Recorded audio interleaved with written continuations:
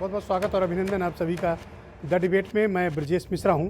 Uttar Pradesh police के इतिहास में शायद पहली बार इतना बड़ा कलंक उत्तर प्रदेश पुलिस के माथे पर लगा है।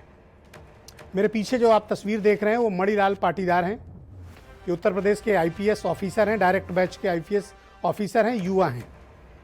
इन्होंने एक ऐसा गुनाह किया है और एक ऐसा कुकृत्य उत्तर प्रदेश पुलिस के साथ कर डाला है और पूरे पुलिस महकमे पर ऐसा बदनुमा दाग पाटीदार ने लगाया है कि शायद अब पूरे इतिहास में उत्तर प्रदेश पुलिस की छवि को खराब करने के लिए इनका एक दुष्कृत्य पर्याप्त है।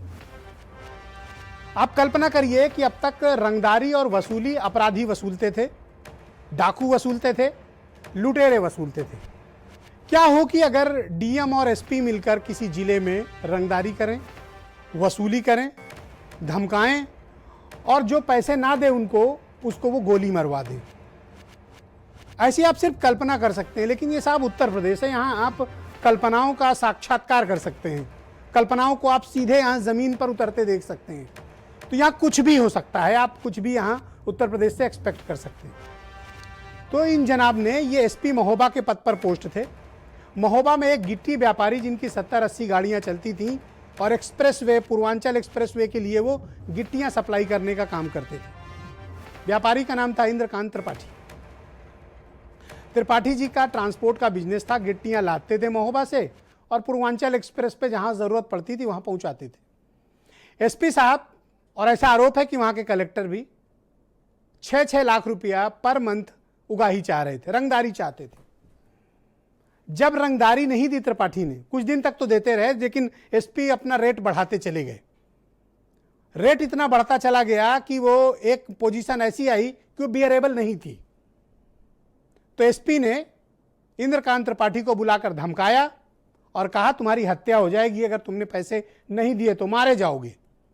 और ये उन्होंने करके दिखाना भी शुरू किया। जैसे त्रिपाठी के खिलाफ मुकदमे दर्ज होने शुरू हो गए, त्रिपाठी की गाड़ियां सीज होना शुरू हो गई, त्रिपाठी के रिश्तेदारों का उत्पीड़न शुरू होने लगा, त्रिपाठी के जानने वाले रिश्तेदारों के घर धमकी भरे फोन जाने लगे।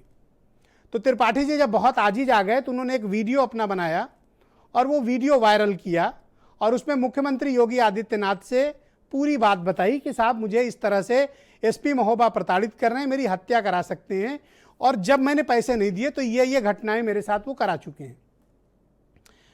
ये वीडियो वायरल होता है और उसके 2 दिन बाद इंद्रकांत त्रिपाठी को गोली मार दी जाती है। क्या होता है? गोली मार दी जाती है। मामला जब मीडिया की सुर्खियों में आया तो सरकार ने प्रारंभिक जांच कराई, होम डिपार्टमेंट ने। प्रारंभिक जांच में मामला पहले से ज्यादा खौफनाक तरीके से सामने आया। सिर्फ लूट और वसूली तक ही मामला नहीं था। एसपी साहब वहां सिंडिकेट चला रहे थे अपराध का, जैसे हत्या कराना, लूट कराना, गिट्टी से पैसे वसूलना, मोरंग से पैसे वसूलना, गाड़ियों से पैसे वसूलना। ये सब काम के लिए उन्होंने कुछ स्पेशलाइज्ड दरोगा, इंस्पेक्टर और सिपाही रखते थे जो रात में लूट कराते थे, डकैती डालते थे। और इसके सरगना कौन थे? एसपी महोबा। यानी रक्षक अगर भक्षक बन जाए तो क्या हो सकता है, महोबा के इस एसपी मणिलाल पाटीदार ने वो करके दिखा दिया। इसीलिए मैंने डिबेट के प्रारंभ में बहनों भाइयों ये बात कही कि उत्तर प्रदेश पुलिस के इतिहास में लगने वाला यह सबसे बड़ा कलंक है। यह विकास दुबे कांड से ज्यादा बड़ा कलंक है। विकास दुबे कांड तो सिर्फ एक घटनाक्रम हो सकता है, लेकिन जो कुछ भी मणिलाल पाटीदार ने किया, और यह होम डिपार्टमेंट की प्रारंभिक रिपोर्ट है जो मेरे हाथ में है, 2 पेज की यह रिपोर्ट है। यह रिपोर्ट बताती है कि एसपी साहब डकैत हैं, एसपी साहब चोर हैं, एसपी साहब रंगदारी कराते थे और एसपी ने ही ये अटेम्प्ट टू मर्डर कराया। अब व्यापारी की मौत हो गई इलाज के दौरान। जब मीडिया में सुर्खियों में हाईलाइट हुआ तो बामुश्किल एसपी साहब हटाए गए और उनके खिलाफ एफआईआर दर्ज हुई। अब व्यापारी की मौत हो गई है तो मामला तरमीम होकर अब 307 से 302 यानी हत्या में तब्दील हो गया। और ये लूट का सिलसिला एसपी साहब बड़े लंबे समय से चलाए हुए थे और इनके बड़ी तारीफें होती थी कि बड़े अच्छे एसपी हैं, बड़ा बढ़िया जिला चला रहे हैं। तो मैं जानना चाहता हूं कि ऐसे भ्रष्ट डकैत लुटेरे एसपी की पोस्टिंग की रिकमेंडेशन किसने की? सवाल नंबर 1। सवाल नंबर 2, ऐसे भ्रष्ट लुटेरे डकैत एसपी को पोस्टिंग की अप्रूवल किसने दी? सवाल नंबर 2। वो कौन लोग हैं जो लगातार एसपी महोबा को बचाते रहे हैं, तारीफों के पुल बांधते रहे हैं, और जितने भी इनके परिवीक्षा अधिकारी रहे हों उनकी भी जांच होनी चाहिए कि आखिर वो क्या करते रहे। किस बात की समीक्षा होती रही कि एक भ्रष्ट डकैत लुटेरा, पैसे न मिलने पर हत्या करा देने वाला एसपी गैंग चला रहा हो जिले में और किसी को भनक नहीं। मैं ऐसे कैसे मान लूं कि भनक नहीं? यह बात विश्वास नहीं होती कि मानी जाए कि एक एसपी डकैती डलवा सकता है, एक ब्राह्मण व्यापारी की हत्या करा सकता है, वो भी पैसे के लिए। और मरने से पहले वो वीडियो वायरल करके व्यापारी गिड़गिड़ा रहा है लिटरली कि मुझे बचा लीजिए, मेरी हत्या हो जाएगी, और उसकी हत्या हो जाती है। और सिस्टम से सवाल नहीं कोई पूछ रहा है। पूछा जाना चाहिए कि जब शांति भंग की आशंका में किसी को उठा के जेल में डाल दिया जाता है, वहीं एक हत्या करने वाला एसपी आज भी खुली हवा में सांस ले रहा है। पाटीदार पर अब तक कोई कार्रवाई नहीं हुई बहनों भाइयों, पाटीदार अब तक गिरफ्तार नहीं हुआ है। अमर दुबे की पत्नी होने के कारण खुशी दुबे जेल आज भी काट रही है और उसको और कड़ी जेल में भेजा गया है। कानपुर से बाराबंकी शिफ्ट कर दिया गया, सख्त सजा दी जा रही है क्योंकि उसने अमर दुबे से शादी की और उसके कोई गुनाह नहीं है। और यहां मेरे पीछे की सीन में जो शख्स है, ये आईपीएस अफसर है डायरेक्ट बैच का, इसने हत्या कराई है, लूट कराई है, डकैती कराई है और इसके खिलाफ कोई कार्रवाई नहीं हो रही। मुकदमा दर्ज करके आपने कोई एहसान नहीं किया है। किसी की हत्या होगी तो मुकदमा तो दर्ज होगा, मामला तो तब है जब आप अरेस्ट करके दिखाइए, जेल भेजिए, चार्जशीट लगाइए, सजा कराइए, इसको आईपीएस से टर्मिनेट कराइए, तब तो मानेंगे कि आपने न्याय किया। तो रक्षक जब भक्षक बनते हैं तो क्या हो सकता है? यह घटना उसकी प्रत्यक्ष प्रमाण है। प्रत्यक्षम किम प्रमाणम। मरने से पहले आप वीडियो वायरल करता है, गली गली जाकर गुहार लगाता है कि मुझे बचा लो, उसके बाद भी गोली मार दी जाती है। और अब तक एसपी साहब खुले घूम रहे हैं। कल्पना करिए कि आम आदमी ने किया होता तो क्या होता? उसका घर गिरा दिया गया होता, उसकी गाड़ी पलट गई होती, पर एसपी साहब को कोई टच नहीं करेगा। कहा जा रहा है विवेचना करेंगे, अभियुक्तों को नोटिस जारी करेंगे। अरे भैया, तो दूल्हे हैं क्या वो? उनको बारात में ले जाओ, फिर उनको मेहमान बना लो। अगर अपराधियों के साथ अगर एक जैसा सलूक होता है तो मैं चुनौती देता हूं कि पाटीदार को घसीट कर लाया जाना चाहिए, अरेस्ट करके पुलिस को जाना चाहिए, थाने पर लाया जाना चाहिए। एक सामान्य ब्राह्मण व्यापारी की हत्या कलंक है उत्तर प्रदेश पुलिस के माथे पर। और शर्म आनी चाहिए उन लोगों को जो बड़े बड़े दावे करते हैं कि कानून व्यवस्था बड़ी अच्छी है। यह है आपकी कानून व्यवस्था, यह है आपका सिस्टम। किसने रिकमेंड किया था कि एसपी मणिलाल पाटीदार एसपी महोबा बनाए? अप्रूवल किसने दी थी? समीक्षा के नाम पर क्या होता रहा? नोडल पर नोडल, नोडल पर नोडल, क्या करते रहे नोडल? एक एसपी गैंग चला रहा है और किसी को खबर नहीं। क्या यह बात स्वीकारी जा सकती है? नहीं स्वीकारी जानी चाहिए। और मुझे हैरानी है, यह तो एक मामला है जो खुल गया बहनों भाइयों, यहां तो न जाने कितने और मामले जो अब तक नहीं खुले हैं। तो ये उत्तर प्रदेश पुलिस को हो क्या गया है? जिस पुलिस पर नाज था, जो पुलिस गौरव की प्रतीक थी, जिस उत्तर प्रदेश पुलिस के बहादुरी के किस्से सुने जाते थे, आज वहां उनका स्थान भ्रष्ट, डकैत, लुटेरे, चोर, बेईमान, मर्डरर्स ने ले लिया है। तो भाई साहब ये बताइए मुझे कि फिर उत्तर प्रदेश की पुलिस और उत्तर प्रदेश के अपराधियों में अंतर क्या है? अंतर बस यही है कि आपने वर्दी पहनी हुई है। अंतर यह है कि आपको प्रोटेक्शन मिला हुआ है कि आपका घर नहीं गिराया जाएगा, आपकी गाड़ी नहीं पलटेगी, आपको गिरफ्तार नहीं किया जाएगा। अगर हत्या किया होता कोई, ये नॉर्मल व्यक्ति किया होता, अब तक उसका घर बचता नहीं बचता, गाड़ी पलटती नहीं पलट जाती, इनकी नहीं पलटेगी, ये अरेस्ट भी नहीं होंगे। कुछ बयान सुनिए, फिर एक बड़ी डिबेट को आगे बढ़ाएंगे। आज कई चेहरे बेनकाब होंगे। मेरे भाई को एसपी महोबा, मणिलाल पाटीदार, अशोक कवरई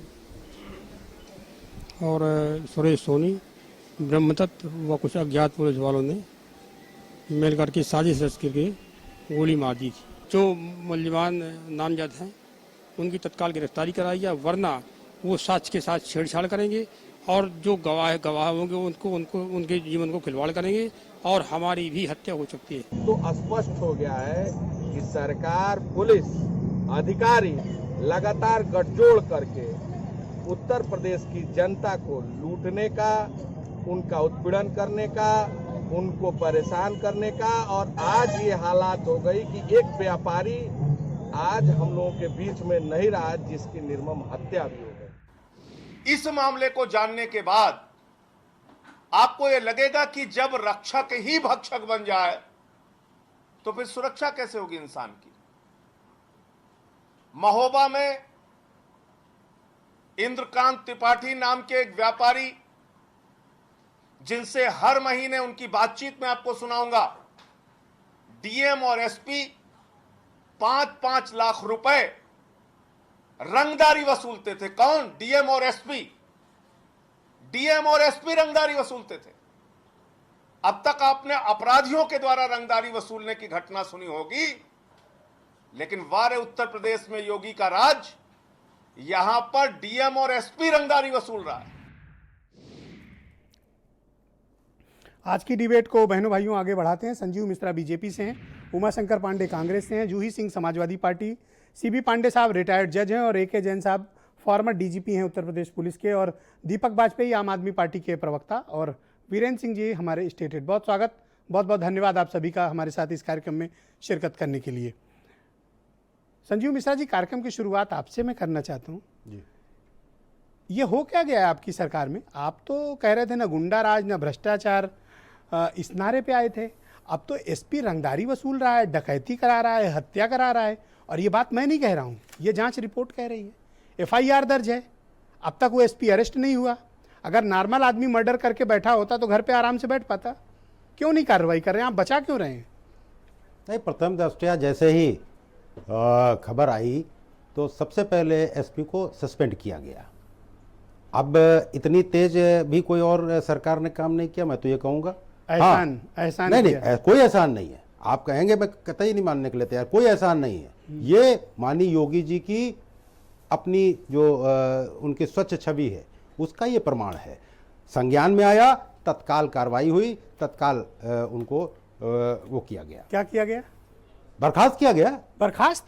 और क्या बर्खास्त? Are you sure? देखिए, बहुत साफ सी बात है। जिस तरीके अरे से आपको क्या हो गया है? बर्खास्त नहीं किया गया, वो IPS अफसर, उसको बर्खास्त योगी जी नहीं कर पाएंगे। नहीं, देखिए, उनको सस्पेंड किया गया है। हाँ, जो बात है बिल्कुल क्लियर है। वही तो तत्काल पहले उनके ऊपर कार्रवाई हुई ना। ये तो वो और भी तमाम हमने सरकारें देखी अच्छा, हैं और बहुत मान लो करीब से कि देखी। आप तो एडवोकेट हो जी, वकील हैं भाई साहब, भाइयों बहनों जान लो, संजीव मिश्रा वकील भी हैं। हत्या अगर किसी ने की हो तो उसको गिरफ्तारी होनी चाहिए कि नहीं? बिल्कुल, यही जांच का विषय है। मुझे लगता है ये अब जब चूंकि ऐसी सिचुएशन आ गई, 302 का हो गया जो मुकदमा है, तो उसके बाद अब तत्काल कार्रवाई होगी। क्या तत्काल कार्रवाई होगी, किस अरेस्टिंग प्रकार होगी, की और क्या होगा? अब उसमें कुछ रह नहीं जाता है। लेकिन ये योगी जी की सरकार है, इसमें तत्काल कार्रवाई होती है। हाँ, तो ये वही तो मैं चीज पूछ रहा हूं कि कल तरमीम हुआ है केस 307 से 302 में, मोर देन 24 आवर्स हो गए हैं। कितना समय चाहिए पाटीदार की गिरफ्तारी के लिए? आप ही बता दो, मैं चलो इंतजार कर लूंगा। मुझे लगता है कि कुछ घंटों और कुछ समय की बात है, लेकिन उनकी गिरफ्तारी भी होगी। वो साक्ष्य बिल्कुल क्लियर और आ जाएंगे। मैं समझता हूं उनकी गिरफ्तारी भी तय है। और साथ में ये एक देखिए, एक संदेश है कि कप्तान जिले में सबसे बड़ा अधिकारी होता है, और उसके बावजूद भी योगी जी की सरकार ने कोई उसमें कोताही नहीं बरती। सबसे पहले उसको सस्पेंशन किया। इस सत्पुरुष संत मणिलाल पाटीदार महोदय को पोस्ट किसने किया था? ये जांच के विषय होते हैं। क्यों इतने किसने दिन पोस्टिंग दी थी इनको? क्यों इतने दिन वो चल रहे थे? ये जांच के विषय होते हैं। कौन उनके किसने रिकमेंड किया कि मणिलाल पाटीदार को एसपी महोदय बनाया? आपके चैनल मैं पे फिर कह रहा हूं, कहूंगा। संजीव भाई, मैं कह रहा हूं वो पत्रावली निकाली जाए, सब चीज ऑन रिकॉर्ड होती। कागज कभी नहीं मरता। मैं हमेशा सबसे कहता हूं, अपनी बारी के इंतजार करो, कागज हमेशा जिंदा है। मरते हैं इंसान, कागज जिंदा रहते हैं, हमेशा याद रखना। जांच वो फाइल निकाली जाए और देखा जाए कि किसने रिकमेंड किया कि मणिलाल पाटीदार एसपी महोबा होंगे, अप्रूवल किसने दी। तीसरी बात, जो मासिक समीक्षा में नंबर ग्रेडेशंस दिए गए होंगे, समीक्षा में रिपोर्ट्स लिखी होगी, क्या क्या बिंदुओं पर उनका महिमा मंडन किया गया होगा साधु संत 1008 श्री मणिलाल पाटीदार जी का। मैं विश्वास दिलाता हूं ब्रजेश जी, आपके बड़े चैनल पे जी, कि जो लोग भी इसमें जिम्मेदार होंगे, जो भी लोग इसमें इन्वॉल्व होंगे, वो कोई बचेगा नहीं। ये योगी जी की सरकार है, इसमें अरे तो मैं कहाँ कह रहा हूँ कि किसी अखिलेश यादव की सरकार है। आपने कहा ना, ये सरकार तो योगी जी की उन है। सरकारों की कहाँ आप बात कर रहे हैं जहां पर बलात्कारी मंत्री हुआ करते थे, वो अच्छा, छोड़ दीजिए। और आपके यहाँ और हत्यारे डकैत एसपी और ये पोस्ट वहीं से ऑफिस निकल के करते आए हो। थे, जिन जिन का आप नाम लेंगे एक एक का मैं पूरा चिट्ठा खोल के रख दूंगा। ये वहीं से राजनीति करके आए, वहीं के लोग हैं। ओके जी, ये पाटीदार कहाँ के लोग हैं? ये जहां कर पे होंगे ये बख्शे नहीं जाएंगे। से नहीं देखिए, जाएंगे। मैं स्टैंडर्ड इतना डायलॉग। स्पष्ट कर दूंगा। ऑलराइट, जूही सिंह समाजवादी पार्टी की प्रवक्ता है। जूही सिंह जी, मैं 22 साल से जर्नलिज्म के क्षेत्र में हूँ, मोर देन 22 ईयर्स हो गया। मैंने कभी नहीं सुना था अपने करियर में कि कोई एसपी डकैत हो जाए, कोई लुटेरा हो जाए, कोई मर्डरर हो जाए। हमने एक से एक डेकोरेटेड ऑफिसर देखे हैं जिन्होंने कानून व्यवस्था और इस देश के और इस प्रदेश की रक्षा के लिए अपनी जान दे दी। वहीं वर्दी के भेष में दरिंदे, लुटेरे, डकैत, चोर, बेईमान, मर्डरर्स आ गए हैं। शर्म आती है। हेलो ब्रजेश जी, ये अक्षम सरकार है और सरकार का नेतृत्व कर रहे हैं मुख्यमंत्री। तो मुख्यमंत्री भी अक्षम है कि उनको पता ही नहीं है कि उनके डिस्ट्रिक्ट का मुखिया किस तरह का व्यक्ति है, वो कैसे रंगदारी दे रहा है, ले रहा है। आज उसके ऊपर हत्या का मुकदमा लग गया है और सब लोग डिफेंड कर रहे हैं कि जांच होगी। किसी और सरकार पे मत जाइए। 3 साल हो गए, जनता की सरकार है, मुख्यमंत्री केवल हेड कर रहे हैं इसको। तो मुख्यमंत्री ही इस प्रश्न का उत्तर देते, ये कैसी छवि है, ये कैसी शक्ति है कि आप संगठित संरक्षित अपराध को इनकरेज करते हैं। आपके नाक के नीचे इस तरह के अपराध होते हैं। आप नोडल पे नोडल नियुक्त कर रहे हैं कोरोना में, तब भी आपको पता नहीं लगता। तो आप मुख्यमंत्री बनने लायक नहीं है। और आपकी जो विभिन्न प्रकार की, चाहे वो टीम 11 हो, 21 हो, जो आपको शुभ लगता हो, वो क्या कर रही है, वो कोई रिपोर्ट नहीं जारी करती। उसको पता ही नहीं है कि उसके जिलाधिकारी क्या कर रहे हैं। वीडियो एक जारी होता है। आप मुझे बताओ कि किसी के खिलाफ हत्या का मुकदमा दर्ज होता अभी कह रहे हैं कि तो वो क्या खुली हवा में सांस ले रहा होता? जी, हत्या का मुकदमा दर्ज होता तो अब तक जेल के अंदर होता, और नहीं तो ये लोग अगर नहीं भी होता तो जेल के अंदर कर देते। जो नया कानून लाए हैं, ये तो इनकी व्यक्तिगत पसंद नापसंद की बात है जो बिल्कुल स्पष्ट है यहाँ पर। तो कोई यहाँ बैठकर डिफेंड ना बताओ भाई उमाशंकर पांडे, बताओ कि आखिर उस एसपी के खिलाफ कार्रवाई से परहेज क्यों है? क्यों नहीं जेल भेजा जा रहा है एक डकैत को? जब, और ये मैं नहीं कह रहा हूं, ये होम डिपार्टमेंट की जो प्रारंभिक जांच है उसका पॉइंट नंबर 9 है, उसमें लिखा है ये बात, मैं नहीं बोल रहा हूं। ये होम डिपार्टमेंट की इनिशियल रिपोर्ट हमने निकलवाई, इसमें लिखा हुआ है पॉइंट नंबर 9 पे। जिसको चाहिए होगा मैं भेज दूंगा। मैं तो एविडेंस के साथ हमेशा बात करता हूं। जूही जी बोलिए। भाई उमाशंकर जी, ब्रजेश जी आप बिल्कुल सही कह रहे हैं। देखिए, जो सत्ता का इकबाल होता है वो ऊपर से नीचे की तरफ चलता है। प्रशासन की हनक ऊपर से नीचे की तरफ चलता है, और जो जनता से धनुगाही किया जाता है वो नीचे से ऊपर की तरफ जाता है। इसीलिए मणिलाल जैसे एसपी सीना ठोक कर अपनी नौकरी करते हैं और सीना ठोक कर वसूली करते हैं। कोई उनके बीच में पड़ने वाला नहीं होता है। वसूली ऊपर भी जाती है क्या? बिल्कुल वसूली होती है, यही तो हुआ है। ऊपर भी जाती होगी वसूली? बिल्कुल वसूली ऊपर जाती ही है, 100% जाती है। नहीं तो इंद्रकांत त्रिपाठी जी ने वायरल वीडियो में क्या कहा, यस्सो का बाकायदे उन्होंने जिक्र किया, एसपी का जिक्र किया, यानी कि यस्सो और एसपी की मिली भगत, और एसपी का बगैर ऊपर वालों के संरक्षण के चल रहा था। अगर उसको ऊपर के लोगों का संरक्षण नहीं था तो मैं लानत भेजता हूं ऐसे मुख्यमंत्री को जो होम मिनिस्टर बनकर उत्तर प्रदेश को जंगल राज में बदल दिया है, उत्तर प्रदेश को भयावह जंगल राज और रावण राज में बदल दिया है। बार बार हम लोग इस बात पर डिबेट करते हैं। पाटीदार तो अभी भी खुली हवा में सांस ले रहा है। वो सरकार और का सुनो, सरकार का संरक्षण डिफेमेशन के एक आरोप में कांग्रेस का प्रवक्ता अभी भी जेल काट रहा है, और हत्या का एक मुलजिम बाहर घूम रहा है। बिल्कुल, वो भी 302, और जिसकी 8 साल का बेटा है, 12 साल की बच्ची है। अंतिम समय में अपने बेटे से ना उनकी पत्नी बात कर पाई, ना उनके दोनों बच्चे बात कर पाए। ठेड़ी पे उसके गोली मारी गई। ये कितने शर्मनाक की बात है कि एक व्यक्ति 2 दिन से अपना जान बचाने के लिए तरह तरह के जतन कर रहा है। तो आप लोगों ने क्या किया, क्या कर लिया आप लोगों ने? हम लोगों के संज्ञान में नहीं आया। अगर ये आया होता तो निश्चित रूप से हम लोग उसके साथ खड़े होते। आज अजय लल्लू जी, आराधना मिश्रा जी जा रही थी, इन्होंने गिरफ्तार करने का काम किया घाटमपुर में। ये ऐसी सरकार है। हत्यारा गिरफ्तार नहीं होगा, नेता शोक मनाने जाएगा तो गिरफ्तार होगा। बिल्कुल, ये हत्यारों के साथ। एके जैन साहब, all right, thank you. Okay, AK Jain साहब फॉर्मर डीजीपी हैं। सर, मुझे बड़ी सिंपैथी है, और कि इस बात की सिंपैथी भी है कि अच्छा हुआ आप ये दिन देखने से पहले रिटायर हो गए इस फोर्स से।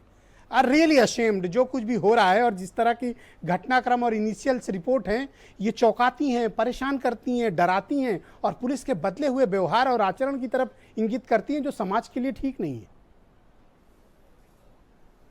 मैं आपकी बात से 200% सहमत। एक आर्डर के लिए शर्म की बात है कि ऐसे लोगों का चयन आईपीएस रहा है और वो प्रोवाइडर 8 मुद्दे बैठे हैं और एक्शन और उनकी एक्टिविटीज इग्नोर, जिससे मर्डर की बात हो रही है।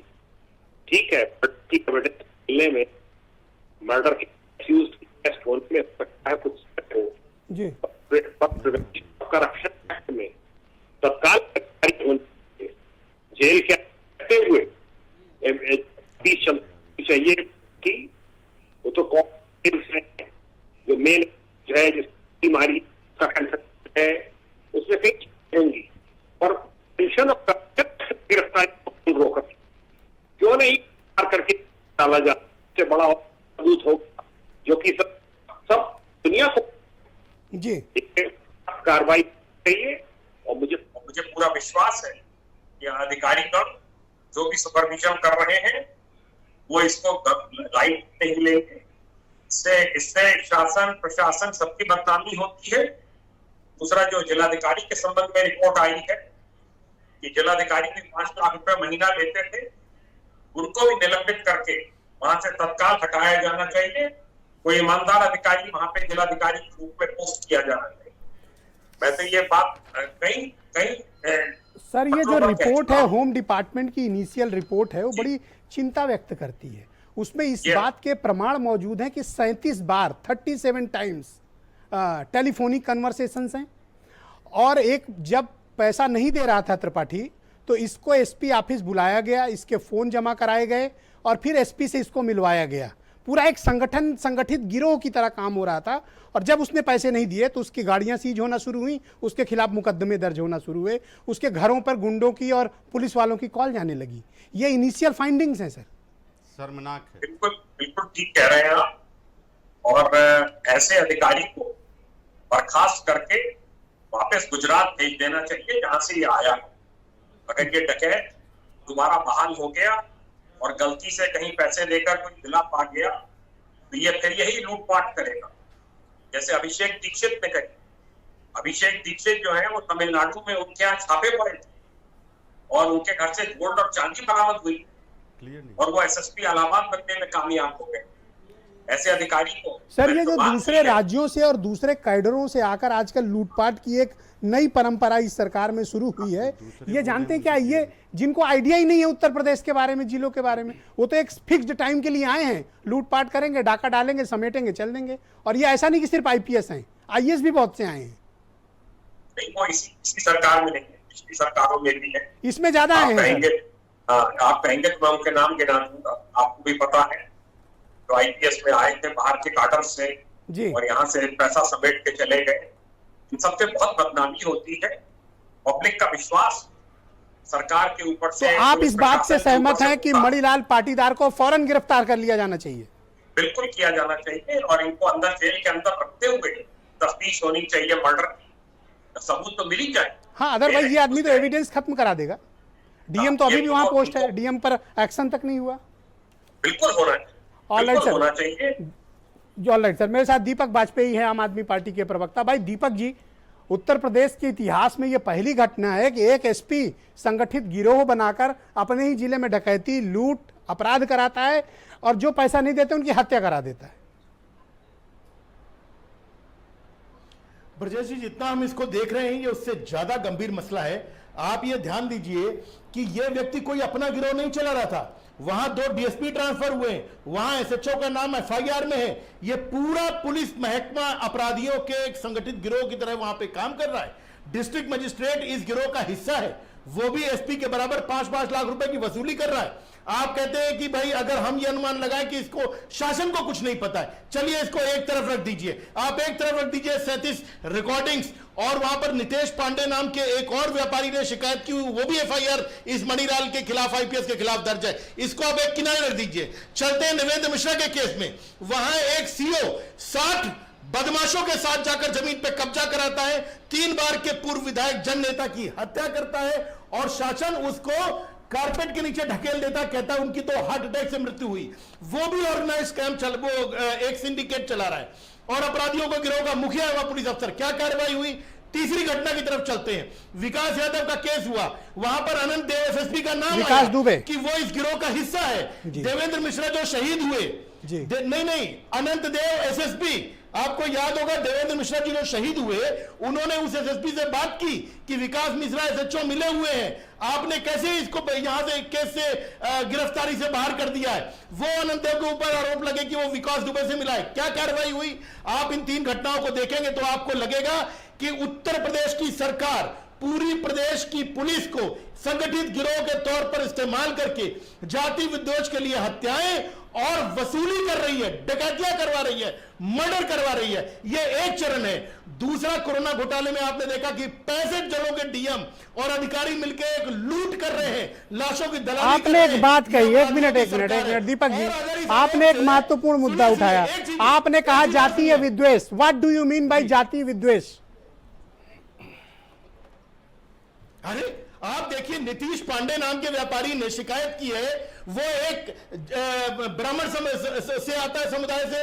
आप देख रहे हैं इंद्रकांत त्रिपाठी की हत्या हुई, यह व्यापारी कौन है? यह भी ब्राह्मण है। नरेंद्र मिश्रा की हत्या होती है, वो भी ब्राह्मण है। आप देखते हैं कि आप अभी खुशी दुबे की बात कर रहे थे, 1-2 दिन की नवविवाहिता को उठाकर जेल में रखा और अब 12 बंकी भेज दिया गया है। आप कह रहे थे कड़ी सजा दे रहे हैं। क्या गलती उस लड़की की?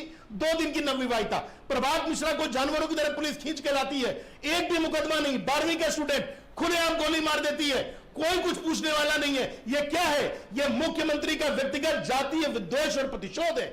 एक गिरोह की तरह वो उत्तर प्रदेश पुलिस को इस्तेमाल कर रहे हैं, जो डकैतियां डाल के और पैसे इकट्ठे करके इनका ये गिरोह चला रही है। आईएएस भी इसी तरह के पैसे इकट्ठे कर रहे हैं। 65 डीएम तो वसूली कर रहे हैं कोरोना के मामले में।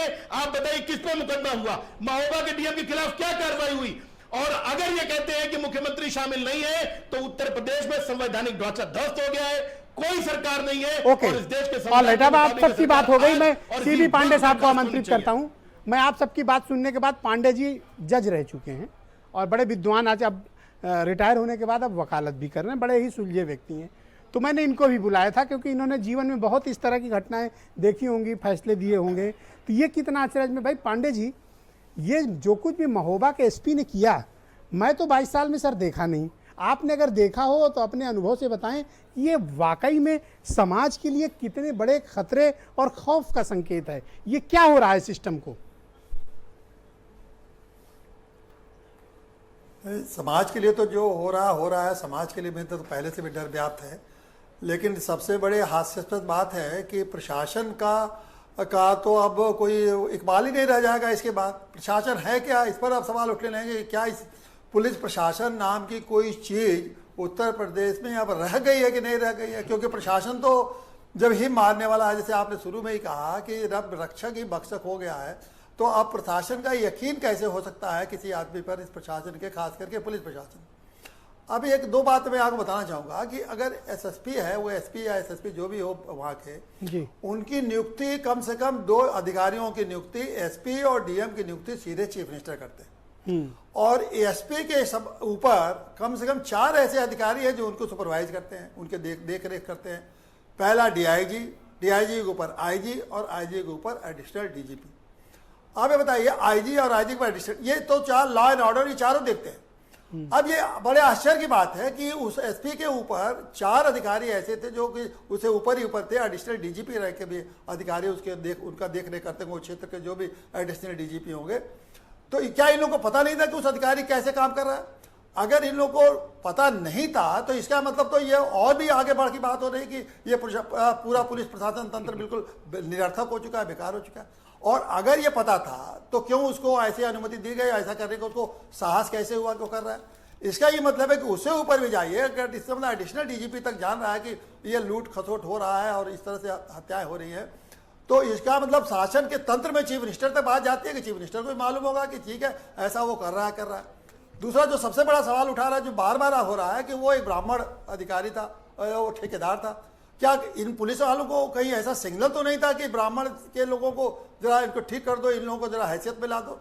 अगर ये भी है तो ये भी प्रशासन के और चीफ मिनिस्टर तक पूरे ये मामला उनके तक जाता अच्छा, एक और बड़ा सेंसिबल सवाल है। चलिए, अच्छा हुआ कि आपने इस मुद्दे पे कुछ बोला, तो मैं आपसे एक सवाल भी इसी मुद्दे पे कर लूं। इस समय ये कहा जा रहा है कि एक जाति विशेष, मैं नाम भी ले लेता हूं, कि ब्राह्मण समाज के लोगों पर खतरा है, उनकी हत्याएं हो रही हैं, उनके साथ जुल्म हो रहा है, उत्पीड़न हो रहा है, और ज़्यादातर मर्डर्स और हीनियस क्राइम ब्राह्मण समाज के लोगों के साथ हो रहा है। आप इसमें कुछ सच्चाई पाते हैं या फिर ये राजनीतिक आरोप है? नहीं, बिल्कुल इसको आप इस आरोप को बिल्कुल आप खारिज नहीं कर सकते कि राजनीतिक आरोप है। उसका कारण है, आप बताइए, अगर सब चीज ठीक चलता है, law and order Uttar Pradesh की चलता है ठीक, तो कभी ये सवाल ही नहीं उठता है जातिवाद का। कोई क्यों उठाएगा जातिवाद का? अगर सबके साथ न्याय होगा, लॉ एंड ठीक होगा, अपराधियों को दंड मिलेगा। सवाल कब उठता है? जब आपका लॉ एंड ऑर्डर खराब रहता है। जब लॉ एंड ऑर्डर आपको फेल होता है तो हर आदमी अपने अपने नजरिए से उस बात को कहने लगता है। अब जैसे मान लिया ब्राह्मण के खिलाफ आप करेंगे, मरेंगे ब्राह्मण, तो लोग ब्राह्मण कहेंगे ब्राह्मण बात चला रहा है। अगर 2 4 5 यादव मर जाएंगे तो कहा जाएगा कि यादवों के उत्पीड़न किया जा रहा है। तो ये तो जनता कहेगी ना। आप अगर जनता कह रही है कि अच्छा, लगातार आप मुझे अपने अनुभव से बताओ, किसी के खिलाफ 302 का मामला दर्ज हो, मुकदमा 302 का दर्ज हो, इतना हीनियस क्राइम हो, रंगदारी हो, वसूली हो, और इनिशियल एविडेंस भी हो, ये मेरे हाथ में है और ये मेरे डॉक्यूमेंट नहीं है, ये होम डिपार्टमेंट ने एक चुपचाप खामोशी से इन्वेस्टिगेशन कराया था, इंक्वायरी कराई थी, उसकी ये फाइंडिंग्स हैं। उसमें स्पष्ट है बिंदु नंबर 9 और 10 में कि एसपी साहब इसमें डकैती में, हत्या में, लूट में सम्मिलित थे, गिरोह बनाकर काम कर रहे थे, और वार्ता विफल होने के बाद व्यापारी के खिलाफ कार्रवाई शुरू हुई। नहीं तो अगर कोई नामजद है, अगर एफआईआर में कोई भी हत्या के मामले में नामजद है, तो वो तो पहले उसको अरेस्ट करेंगे, तब उसका इन्वेस्टिगेशन करेंगे, क्योंकि ये तो सबसे इसे हत्या से बड़ा हीनियस अपराध तो कोई होता नहीं। तो फिर अगर नामजद है तो उसके बाद आपको सर, मुझे तो क्या लगता है कि उत्तर प्रदेश पुलिस से इसमें न्याय की उम्मीद की जानी नहीं चाहिए, क्योंकि आईपीएस अफसर का मामला है, इंस्पेक्टर दरोगा से लेकर डिप्टी एसपी तक सम्मिलित हैं, तमाम इसमें सीनियर लेवल पर समीक्षा अधिकारी हैं जो बड़े पदों पर तैनात हैं। किसने पोस्टिंग की, किसने रिकमेंडेशन दी, किसने उसकी पोस्टिंग को अप्रूवल दी, ये उत्तर प्रदेश पुलिस इसकी निष्पक्ष जांच सर नहीं कर सकती है, आपने नहीं कर सकती है। ये आपने बहुत सही सवाल उठाया। इसके पीछे निश्चित रूप से जिन लोग जी बोले सर, इसके पीछे जिन लोगों ने नियुक्ति कराया है उनका बहुत बड़ा हाथ है। कौन नियुक्ति कराया होगा? आप ये समझिए, कोई पॉलिटिकल आदमी उसके जरिए नियुक्ति हुआ है। गुजरात से आने का मतलब ये है कोई political, I am very much sure sir कि पैसे देकर पोस्टिंग कराई गई होगी, क्लियर हो जाएगी। I am very much sure, क्योंकि जिस प्रकार का आचरण उस एसपी ने किया उससे स्पष्ट प्रतीत होता है प्रथम दृष्टया कि पैसे देकर पोस्टिंग कराई जा रही है। प्रथम दृष्टया प्रमाणित होता है इससे। वो रिकमेंडेशन निकाली जाए, वो पत्रावली निकाली जाए, वो फाइल निकाली जाए जिसमें पाटीदार को एसपी बनाए जाने की संस्तुति दी गई, रिकमेंडेशन दी गई, अप्रूवल दी गई, वो फाइल निकाली जाए। और बीरेन सिंह जी भी आ गए हैं इस डिबेट में। भाई बीरेन जी, मैं तो हैरान हूँ, परेशान हूँ ये रिपोर्ट पढ़ के, होम डिपार्टमेंट की, फिर उसके एफआईआर की कॉपी पढ़ी, मैं व्यापारी इंद्रकांत त्रिपाठी जी का मरने से पहले दिया गया वायरल स्टेटमेंट सुना, मैं हतप्रभ हूँ और सिर पकड़ के बैठा हूँ कि ये हो क्या गया हमारे प्रदेश की पुलिस को। अगर ये रंगदारी, डकैती, चोरी, बेईमानी, हत्या, लूट, संगठित गिरोह बनाकर काम करेंगे तो फिर ये प्रदेश चलेगा कैसे? बिल्कुल, देखिए, ये संगठित गिरोह पहले अपराधियों का होता था, अब अफसरों का है। और अफसरों का इसलिए है कि ये पारदर्शी और भ्रष्टाचार रहित जो सरकार है, इसके अफसरों ने पूरी नाक कटा दी है, मुंह में कालिक पुतवा दी है। अब उत्तर प्रदेश की जनता गांव-गांव में भ्रष्टाचार की चर्चा कर रही है। कहीं सैनिटाइजर घोटाला, कहीं पीपी किट घोटाला, और अब महोबा में जो इंद्रकांत त्रिपाठी के साथ हुआ, उत्तर प्रदेश पुलिस के इतिहास में ऐसा कभी नहीं हुआ होगा कि कोई एसपी इस तरह से किसी व्यापारी से पैसे के लिए लूटपाट करे और गोली मार दी जाए उसको और वो मर जाए और एसपी उसके लिए मुकदमे में आरोपी हो जाए। एसपी बहुत आए। 2014 बैच का ये आईपीएस, इसके बैच का अभी कोई भी एसपी नहीं बना ब्रजेश जी। ये आदमी किस जुगाड़ से बना? और ओपी सिंह जब डीजीपी थे तब वो बना के गए थे। तो ओपी सिंह ने उत्तर प्रदेश पुलिस का जितना नुकसान किया है शायद आने वाले वक्त में कोई नहीं कर पाएगा, क्योंकि जिसको फ्री हैंड मिला उसने फ्री हैंड देने के बजाय दोनों हाथों से लूटा। ये उत्तर प्रदेश का दुर्भाग्य है। अच्छा, अब महोबा का एसपी मणिलाल पाटीदार डाकू इंसान के भेष में, वहाँ का डीएम भी तो है, वो तो चीफ सेक्रेटरी का रिश्तेदार बताते हैं लोग, अवधेश तिवारी। और उस पर कोई कार्रवाई नहीं। और जब ये ब्राह्मणों की हत्या हो रही उत्तर प्रदेश में, तब मुख्यमंत्री ने मीटिंग बुलाई राज्य मंत्रियों की और स्वतंत्र प्रभार के लोगों की कि समर्थन करिए हमारा। हमारे मंत्रीगण बोले विपक्ष का जवाब दे जाके जिले में। और एक बार टाइम था कि कोरोना काल है, कोई मंत्री बोले ना, फोन करके उनको रोका जाता है। आज मंत्रियों से कहा जा रहा है जवाब दो। जब यही मंत्री और विधायक बताते हैं कि हमारा एसपी या हमारे यहाँ का डीएम गड़बड़ है, बेईमान है, तब सरकार सुनती नहीं है। तब कहती कि इनके काम गलत काम नहीं करते, इसलिए ये उसकी शिकायत कर रहे हैं। तो अब फंस गया मामला। देखिए, यूपी पुलिस की हरकतें इतनी गंदी हैं कि अगर पीड़ित महिला एप्लीकेशन देने आती है कोई खूबसूरत, तो ये ओके एप्लीकेशन एसपी सीधे रख लेता है, बाद में फ़ोन करता है और कहता है तुम्हारा मामला सीधे डील करेंगे। वैभव कृष्णा नंगा पकड़े गए थे, यही डीजीपी तो जांच कर रहे थे उनकी। कौन है? आज ये जो अवस्थी जी, हाँ, अच्छा अवस्थी, नोएडा के एसएसपी की वीडियो कॉल नंगी लड़की के साथ बात कर रहे थे। आज तक क्या हुआ उनको? आज मणिलाल पाटीदार गोली मार के पैसा वसूल रहा है, तो उसी से तो हौसला बढ़ा, और किससे बढ़ेगा? नंबर ले लेंगे, कोई फरियादी आएगा उसका, और बाद में उसको रात में घर में बुलाएंगे, प्रेम मोहब्बत करेंगे, तमाम सारे मामले हैं। ब्रजेश जी, मेरे एक दोस्त हैं पुलिस में, उन्होंने कहा कि खेती और पुलिसिंग दोनों में काफ़ी समानता है। अगर अच्छी खेती हो जाए तो आने वाले वक्त में अगर 2-3 फसल अपने आप अच्छी आ जाती, बहुत खाद पानी की जरूरत नहीं पड़ती। और पुलिस का अफसर अगर अच्छी पुलिसिंग कर जाए किसी जिले में, तो आने वाले 2-3 एसपी को बहुत मेहनत नहीं करनी पड़ती, वो मैसेज से पुलिसिंग हो जाती है। ये जैन साहब बैठे हैं, इस बात से वो सहमत होंगे। लेकिन ये तो गुंडा राज और भ्रष्टा राज के खिलाफ आए थे। ये आपदा काल में भी लूट रहे हैं, माल बना रहे हैं और बड़े बड़े दावे करते हैं कोरोना काल में। तो ये कैसे होगा?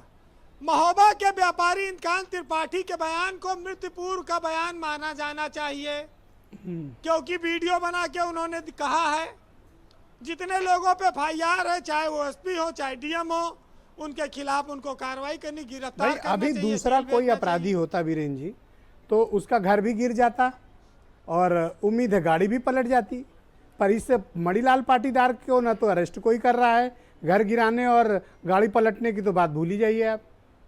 अभी इन्होंने एक अध्यादेश ला रहे हैं एसएसएफ का, ना वारंट ना मजिस्ट्रेट, जिसको चाहो उसको गिरफ्तार करो। तो ये क्या उत्तर प्रदेश या देश में अदालत, कानून, संविधान, मानवाधिकार, इसे सब एसएसएफ से सब बाहर होंगे, स्पेशल फोर्स हाँ, से सब बाहर हैं।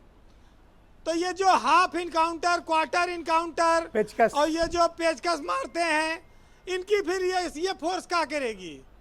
ये जो एसटीएफ है, एटीएस है और तमाम स्पेशलाइज फोर्स है, और कह रहे हैं कि इसको व्यापारी पैसे से ले सकते हैं।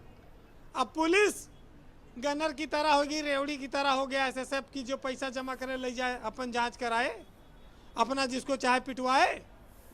ये क्या ठेके पे पुलिस मिलेगी? बड़ी सारी विचित्र बातें हैं। अब बहुत सारी बातें आएंगी सामने, जनता सवाल जवाब कर रही है जी। लेकिन एक चीज जान लीजिए कि अदालत इस डाइंग डिक्लेरेशन इसे मानती है, इंद्रकांत त्रिपाठी की अरे मौत। अदालत मानती ना, अभी यही पुलिस लीपापोती करेगी कि दो दोस्त मिलके आपस में कुछ बात कर रहे हैं, तो या ये भी कह सकते हैं कि इंद्रकांत त्रिपाठी ने खुद को गोली मरवा ली या मार ली, आत्महत्या कर ली, ये भी कह सकते हैं। ये उत्तर प्रदेश पुलिस है, जीवित को मृत, मृत को जीवित, बेकसूर को जेल, नाबालिग को कड़ी सजा, ये सब कुख्यात है। ये सब लोग तो क्या नहीं किया इन्होंने। बड़ा दुर्भाग्य है कि जो लोग सत्ता में बैठते हैं, जो विपक्ष में रहते हैं, तब वो एक एक छोटी छोटी घटना को बहुत हृदय विदारक मानते हैं, लेकिन सत्ता में आने के बाद उनकी संवेदनाएं क्यों कमजोर हो जाती हैं, ये बड़ा आश्चर्य का विषय है। बेटी के सम्मान में हजरतगंज पे तोड़फोड़ करने वाले अब खुशी दुबे के सम्मान में नहीं बोलेंगे। उनको चूंकि खुशी दुबे का पति को वो मार दिए हैं, हाँ। उसको जायज ठहराने के लिए तमाम नाजायज को जेल में ठूसा जाएगा। उत्तर प्रदेश में खुशी जिस दुबे महिला ब्राह्मण नहीं है ने- ना बेटी है। ये देखिए बैठे हैं भाजपा के प्रवक्ता मिश्रा जी, क्या ये नहीं मानते कि उत्तर प्रदेश में ब्राह्मण समाज ने इनको बहुत ज़्यादा समर्थन दिया था, वोट दिया था बीजेपी की सरकार बनने में? आज उसका बदला इस तरह से चुकाया जा रहा है, ब्राह्मणों को ढूंढ ढूंढ के मारा जा रहा है।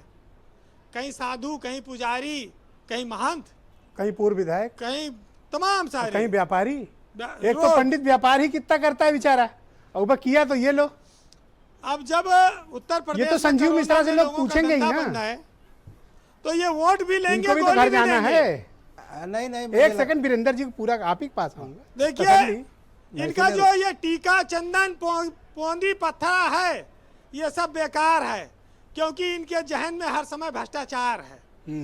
इन्होंने भ्रष्टाचार को खूब फलने फूलने का मौका दिया है जी। इनके दावे खोखले हैं। उत्तर प्रदेश में भ्रष्टाचार की गंगा बह रही है।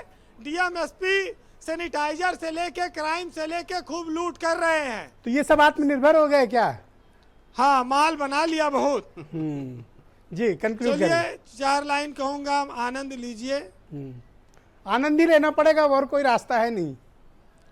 जी एक वीरेंद्र बच्चे ने मास्टर से पूछा, मास्टर जी ये भ्रष्टाचार क्या होता है बताओ।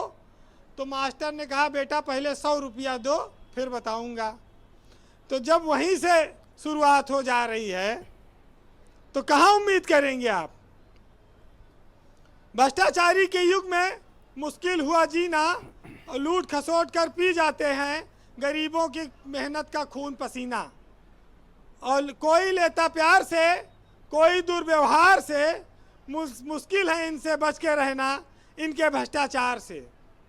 जी अधिकार तो दर्ज है संविधान के पन्नों में, फिर भी सिसकता लोकतंत्र हमारा है। नौकरशाही, अफसरशाही, लाल फीताशाही की लपेट में हिंदुस्तान हमारा है। कहीं जात पात की अड़चन है, कहीं रिजर्वेशन का बोलबाला है, डिग्रियां धरी की पड़ी हुई हैं, कॉन्ट्रैक्ट बेस नौकरी से हो रहा गुजारा है। जी थैंक यू वीरेंद्र जी, बहुत बहुत शुक्रिया आपका, बहुत बहुत धन्यवाद। भाई संजीव मिश्रा जी, मुझे आप बताइए कि जब इतने ढेर सारे बोलते हुए एविडेंस हैं, 302 की एफआईआर है, प्राथमिक जांच रिपोर्ट है, सरकार भी मान रही है, निलंबित भी कर चुकी है, फिर उसके बावजूद मणिलाल पाटीदार अरेस्ट क्यों नहीं हुए? नहीं, मुझे लगता है कि जो भी जांच हो रही है और इसके बाद तुरंत उनकी गिरफ्तारी भी हो सकती है और होगी, मैं ये भी दावा करता हूँ। लेकिन जो बातें चल रही थी, अभी जो डिबेट हुई, आपके जितने भी पैनलिस्ट थे, सब ने अपने अपने हिसाब से पूरा उत्तर प्रदेश की सरकार पर तोहमत जितनी लगानी थी वो लगाई, चाहे वो उत्तर प्रदेश की पुलिस पर भी लगाई कि साहब अब तो पुलिस ये हो गई, अब भ्रष्टाचार हो गया, सब हो गया। ये उत्तर प्रदेश में 3 साल से हमारी योगी जी की सरकार है, हमने लगातार प्रयास किए हैं कि भ्रष्टाचार भी ना हो और कोई किसी तरीके का अपराध भी ना हो, इसलिए ये 3 साल से ऐसी सिचुएशन बनी। अब विकास दुबे की अगर इनकाउंटर हो जाता है, वो भागने का प्रयास करता है, तो साहब यही लोग कहेंगे कि वो ब्राह्मणों के साथ बड़ा अन्याय हो रहा है।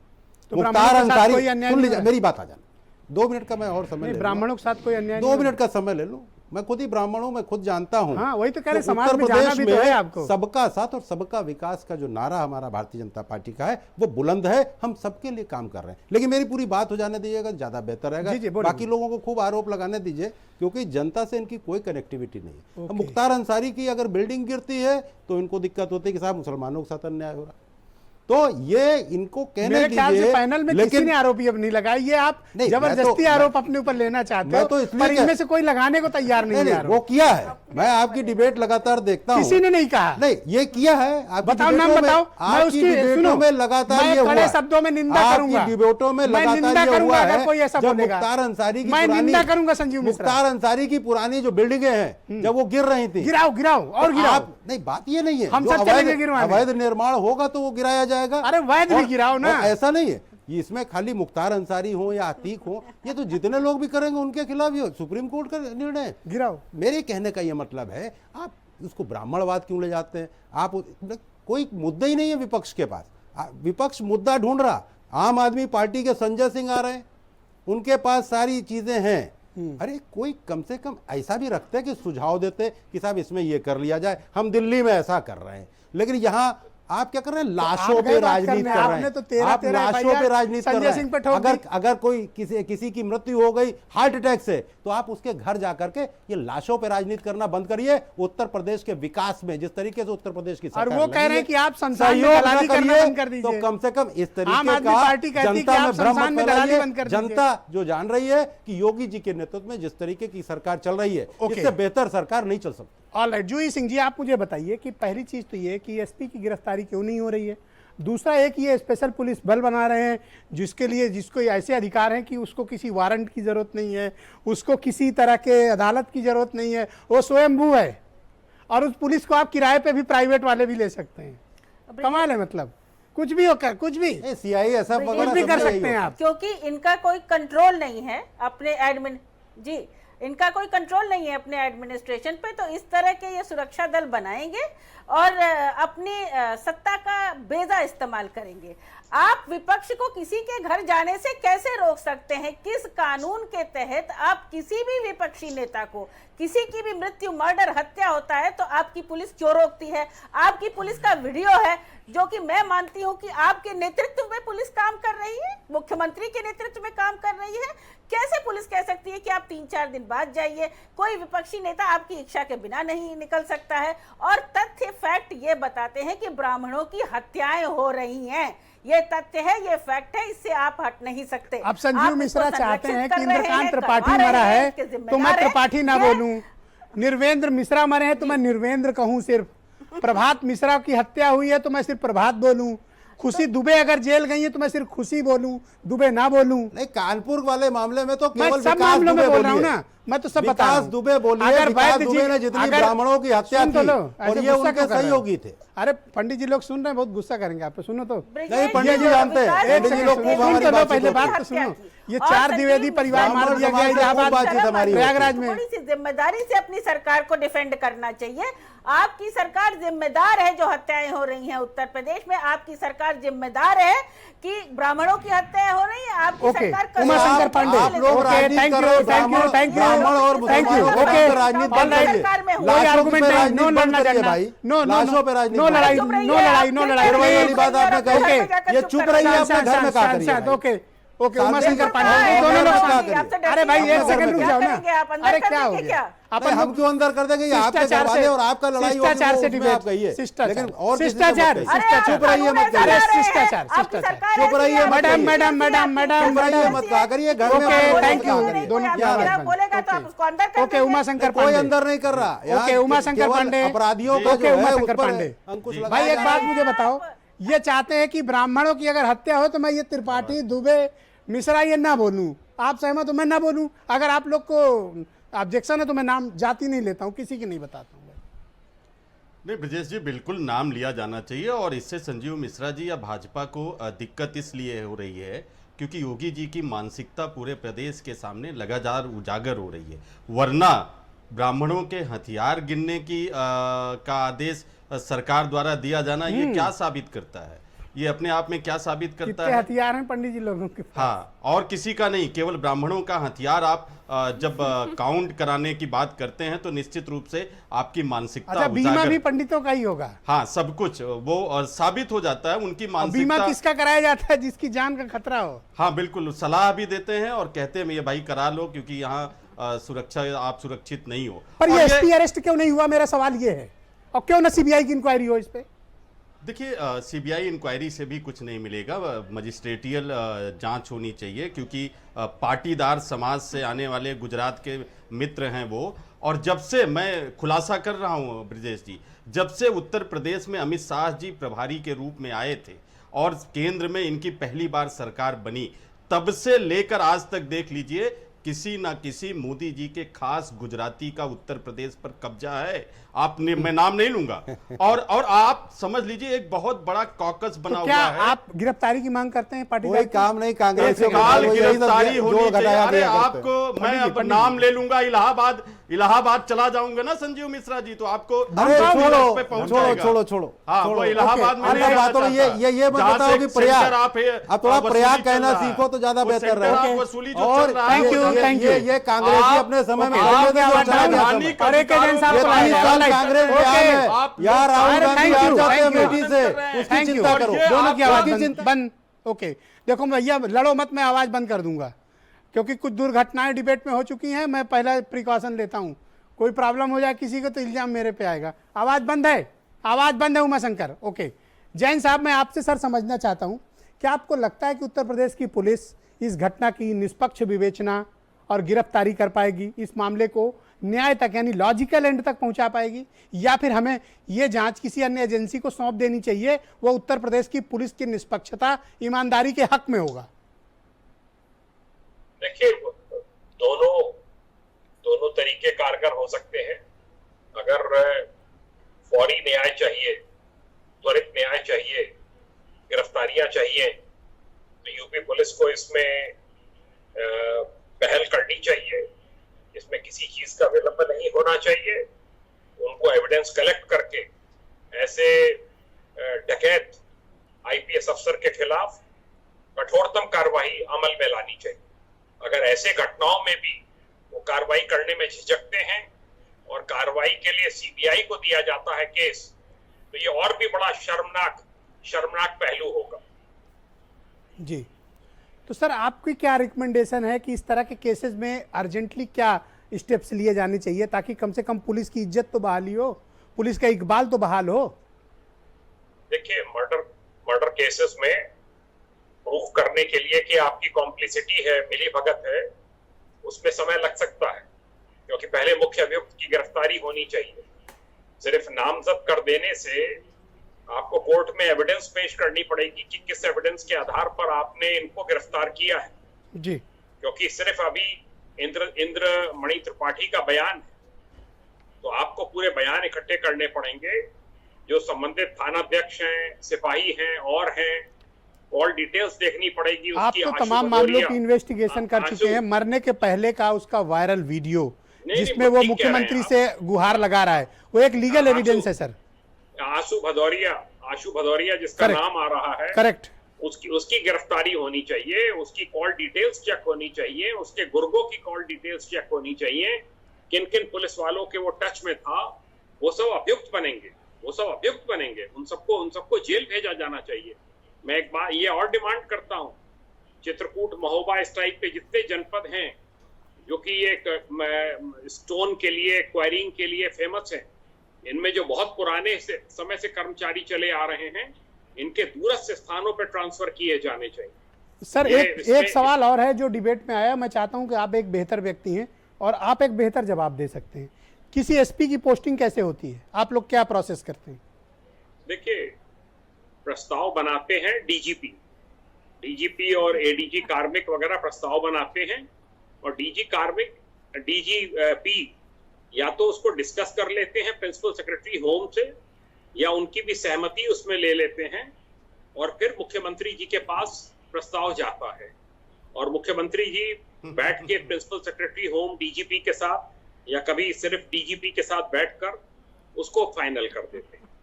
ये देखिए, एक बात आपको समझनी होगी, इनको पहला चार्ज दिया गया था जिले का चार्ज हर किसी को दिया जाता है, पर यह अपेक्षा उससे नहीं की जाती है कि वो पहले चार्ज में डकैती डालना शुरू कर देगा, रंगदारी वसूलना शुरू कर देगा। ये सुपरवाइजरी ऑफिसर्स की कमी है जो ये सब होता रहा जनपद जी। में और इसको पकड़ नहीं पाए, पकड़ नहीं पाए। इसको चेक नहीं कर सर पाए। क्या पता कि पकड़ नहीं पाए या फिर सब सम्मिलित हैं, ये भी तो हो सकता अब जो भी हो, ऑलराइट, तो दीपक वाजपेयी, ओके, ऑलराइट, दीपक वाजपेयी, वरना मैं अवश्य उस पर टिप्पणी करता। Okay sir. और पर ये है कि सर होम मिनिस्टर की क्या जिम्मेदारी होती है? पांडे जी रुक जाओ। ऑलराइट, दीपक वाजपेयी, मैं आपसे समझना चाहता हूं कि आपको उम्मीद है कि उत्तर प्रदेश की पुलिस इस मामले में कोई वाकई में ठोस कड़ी कार्रवाई करेगी, पाटीदार गिरफ्तार होगा, चार्जशीट जाएगी, पूरा गिरोह का खुलासा होगा, या फिर इस मामले की जांच किसी अन्य एजेंसी से कराई जाए? ब्रजेश जी, पहले मुझे लगता है कि इसको इस पर्सपेक्टिव से देखना कि क्या ये पुलिस पर निर्भर करेगा। मुझे लगता है कि यही एक छलावा है, पुलिस का इससे कोई लेना देना मुझे नहीं लगता। मैं आपको 3 इंस्टेंसेस देता हूं।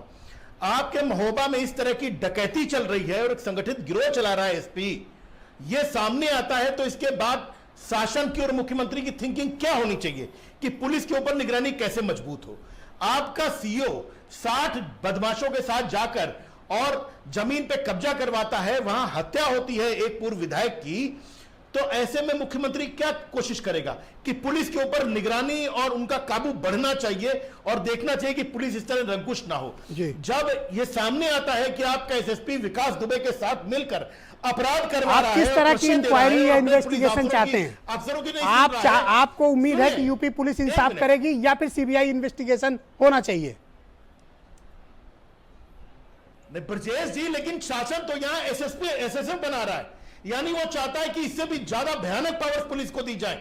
वो जो यहां पर अपराध कर रहे हैं उन लोगों को बिना वारंट गिरफ्तारी और तलाशी का अधिकार मिलना चाहिए, और वो प्राइवेट माफिया को भी देने को तैयार है, कहते पैसे दो और ये सिपाही अपने पास रखो।